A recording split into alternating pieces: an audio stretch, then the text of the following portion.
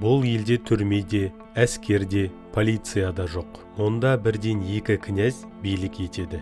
Бұл бүкіл Еуропадағы ең бай әрі дамыған елдердің бірі. Әлемдегі өмір сүру ұзақтығы ең жоғары ел. Орташа өмір сүру жасы 85 жыл. Бұл ел Испания мен Францияның арасында орналасқан. Мұнда 1000 жылдан астам уақыт бойы соғыс болмаған. Дегенмен қажет болған жағдайда елді Испания мен Францияның әскерлері қорғауға міндетті.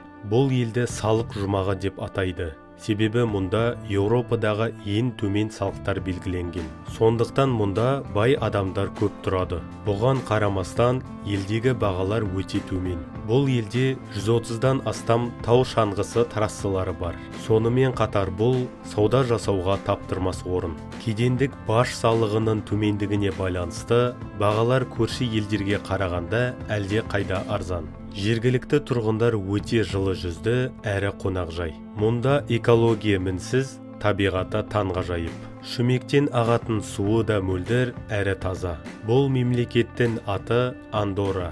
Бұл видеоны Андорраға бірге барғыңыз келетін достарыңызбен бөлісіңіз. Елдің өз әуежайы болмағандықтан тек Испания немесе Франция арқылы жете аласыз. Бұл елге барғыңыз келеді ме? Пікір қалдырыңыз. Лүпіл басып, арнаға жазылуды ұмытпаңыз.